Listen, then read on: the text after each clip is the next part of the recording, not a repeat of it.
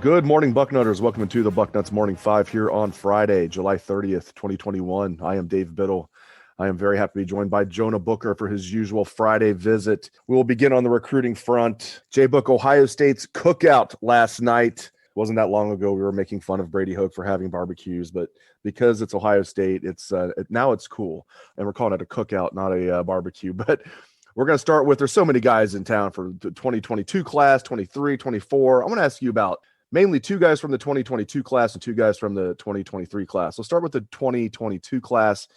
Kenyatta Jackson, number 7 edge rusher in the country, number 60 overall player in the country out of Hollywood, Florida, 6'5", 230 pounds. Seems like it's about 50-50 between Ohio State and Clemson. I want to get your thoughts on him. And then staying on the defensive line in the 2022 class, Hero Canoe, 6'5", 293-pound defensive tackle, number 13 defensive lineman in the country, number 80 overall player in the country in the 2022 class. What are your thoughts on Kenyatta Jackson and Hero Canoe? Yeah, just being able to get Kenyatta Jackson back up to campus from Florida is big time right now. There's been a lot of smoke. I know Brandon Dunn over on the Oklahoma board has said that he spoke to Kenyatta Jackson's father, and he told him that it was probably an Ohio State and Oklahoma battle. I know the crystal ball has Clemson in there with Ohio State, but according to his father, Clemson's fading somewhat. I think Ohio State should be on commit watch right now. I would not be surprised if we get a boom from Kenyatta Jackson, especially when he's up there with Ryan Turner, his teammate, who's already committed to Ohio State. So just see that he's able to make it up here with it on his own dime, with Ohio State having, if not leading, they're right up there with probably Oklahoma, Clemson, probably on third. And from what I've been hearing, Alabama starting to try to make a run at him as well. So if you can get him in the fold, and then you can try to close with Anai White, that would be huge for Larry Johnson when it comes to getting premier pass rushers on deck again. And then Canoe. He's a big boy, 6'5", 293 already. He's still a high school kid, man. I mean, I love this. I mean, and another guy, Larry Johnson is in on him. He likes Ohio State. Your thoughts on Hero Canoe? Great name, by the way.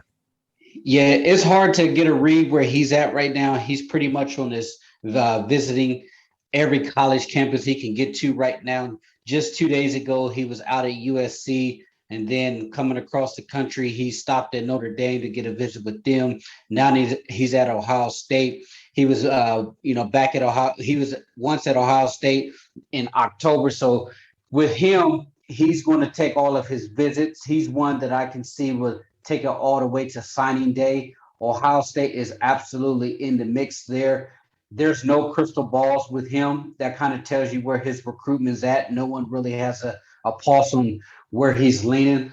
So just to get him on campus, obviously you're going to roll out the red carpet for him and his teammates and his coaches, show him a good time at Ohio State. I do believe he's going to take some other visits coming up, but I like where Ohio State's at right now. They're setting themselves up to be in the battle, but I could definitely see this one going all the way down to the wire with Ohio State with more than a puncher's chance here. Like I said, a ton of kids were on campus last evening for the cookout and still milling around this morning, I am sure. Let's move on to the 2023 class. The number 1 running back in the country, Richard Young from Florida, was in town, probably still is. Peyton Kirkland, the number 11 offensive tackle in the country, another young man out of Florida in the 2023 class. What are your thoughts on Richard Young and Peyton Kirkland? Do you think either one of them or both will be Buckeyes? I really like where things are trending with Richard Young right now. This is 2 visits all the way up from Florida for the number 1 running back in 2023 in the last 2 months. So he was up on campus for an unofficial visit in June. You turn around and get him back on the campus in July, right before his season start. That right there speaks loudly to me. You hear a lot of these kids always talking about, this team or that team, but when actions are taking place where he's paying his own way to come up to visit Ohio State 2 times in such a short amount of time for Florida tells you that there's a legit interest. He is a bona fide stud running back there. I think he's going to be one that, I would not be surprised if he commits sooner rather than later. But with him, it's Florida. He's going to get his visits in. He's definitely interested in Alabama and Clemson there. So it's going to be a battle. But I like the way things are trending, considering he's back on campus after just being up here in June.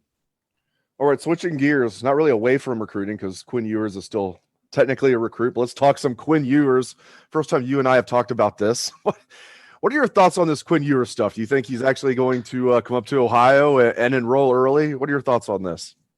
It's unbelievable, Dave. I mean, you look at where things are trending right now. This is going to be groundbreaking because if he follows forward and end up in Columbus next week, it's going to set a precedent for other big time recruits. Local governments are going to have to change the way they view NIL, because the last thing you want to see is high school football eroding.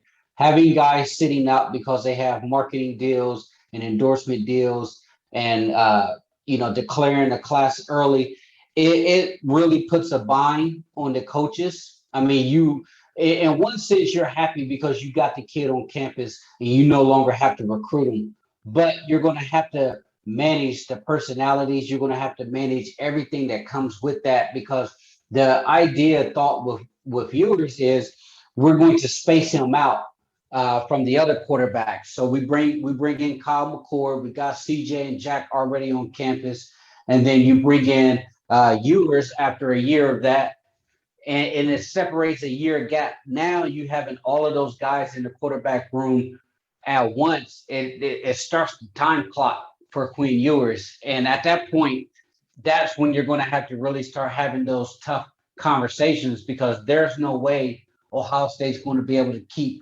4 quarterbacks, highly caliber as these guys, happy. So for him, I understand his mind frame. I mean, if you're telling me if I'm 18 years old and I have the opportunity to go to college and make $1 million, well, who wouldn't do that? I mean, supposedly the endorsement deal is a soft drink called Holy Kombucha. I've never heard of it. It's some type of drink where he's being offered cash as well as equity in the company. And to me, just because he's getting his name already attached to this drink, I had no idea who they were. So I looked them up, and boom, that's marketing right there. A company who's trying to splash into the scene with this kid tells me that there's going to be a lot more deals coming up for Ohio State quarterbacks. And the good news for Ohio State fans is if your freshman quarterback can make $1 million before he's even stepped foot on campus, you will not have to worry about quarterback recruiting ever again. No doubt about that. Now, so much going on, man. There's so much going on. Recruiting, the Quinn Ewers stuff, name, image, and likeness. Camp open on Tuesday. Let me ask you this, Dave. How do you think this dynamic is going to play in the locker room? I mean, when you have a true freshman coming in that's going to be making more NIL money than the entire team combined, who's ranked number 3 in the preseason, who just came off a national championship, how would you manage that? I will say I'm hearing that it's not probably going to go through, not his money or anything like that. That Quinn Ewers the whole thing's probably not going to happen as far as him enrolling early at Ohio State. That's what a source tells me that I trust very much. We'll see about that. I do want to get your thoughts on expansion, though. There's so much to talk about, but we haven't talked about this either. Your thoughts on Texas and Oklahoma. We talked about it last week when I didn't think it was really going to happen, when the news was starting to float out there. Boy, was I wrong. Looks like it's definitely going to happen. Your thoughts on Texas and Oklahoma, and what do you think the Big Ten will or should do? Yeah, it's moving full steam ahead, it looks like, and the way things are going, the SEC, they're going to be rock solid, top to bottom, one of the best college football conference. And it's going to be a situation to where, will Texas ever make the playoffs? Because they can't even win the Big 12, but this is purely a money grab. And what I've read is the SEC is making a killing right now, right below the Big Ten when it comes to money that's been thrown out to each school. But this move right here, they're saying locks in an additional $16 million per SEC school once they tear up the current contract here. And I think ESPN is heavily involved here. If you read the Big 12 commissioner's letter and his statements, there seems like ESPN has been pretty much the puppet master with the SEC behind the scenes. And the thing that you have to look at when it comes to the 12-team playoff and expansion is how cutthroat the SEC commissioner is. Because when you go back and look at a lot of comments when it comes to the 12-team playoff negotiations, what people were saying was the SEC was a huge proponent of pushing for 12, whereas a lot of other conferences and people in that room, they wanted 6 and 8. Notre Dame and the SEC were the big ones pushing for 12. Well, they gave some concessions to allow the group of 5, like the AAC, those conferences to potentially get into the 12-team playoff. So everybody's like, great. Well, come to find out, the SEC commissioner was negotiating those terms knowing that he already had Texas and Oklahoma in his back pocket. So for him, he's out there negotiating way ahead, 2 steps ahead of everybody else. And the thing that really frustrates you is Kevin Warren wasn't even in the room. He wasn't even involved when it comes to the negotiations. So you had the SEC commissioner and Notre Dame's AD basically dictating how college football is going to run, with the SEC commissioner knowing he's about to blow up the Big 12 conference, and he's going to have top to bottom the toughest conference. Because if you look at it, if the 12-team playoffs was in place this current year, the SEC will have Alabama, Georgia, Florida, and Texas A&M, 4 teams already in the playoffs there. Now you throw in Oklahoma. Where does that leave? I mean, I understand it's going to be a money grab, but I also have to ask the question, is this going to be good for college football? Because what you're doing is you're turning this into potentially the SEC conference owned by ESPN. Everybody knows how deep in bed the SEC and ESPN are in with each other. And with ESPN essentially owning the 12-team playoffs, with that selection committee show and everything and the rankings, how much is this going to be manipulated? That's my question. Because if you look at it now, if an SEC team lose, they only drop 2 to 3 spots. And the argument is, well, they lost that game, but they're putting in the toughest conference in college football. If a Big Ten team loses, I'm sure people can go out there and look at the data. They're dropping way further down the rankings and have to work their way back up. So there's some shadiness going on, but I just think that the Big Ten needs to make some type of power move. In my eyes, I think the Big Ten needs to go out west. They need to broker some type of deal with the Pac-12. Not necessarily saying that they need to blow the Pac-12 up and take their top teams. That was my initial thought. But as I'm reading, I'm learning about some type of deal that can go in place to where you can have the Pac-12 and the Big 12 merge, call it the Rose Bowl Conference, have it into different pods or different sections. If you want to go that route with the 1 versus 1 Rose Bowl, the Pac-12 champ and the Big 10 champ playing in the Rose Bowl as far as a conference championship. I think that is something that a lot of people are starting to kick around. And then you can have that championship week where you're having another data point where the Big 10 number 2 is going against the Pac-12 number 2.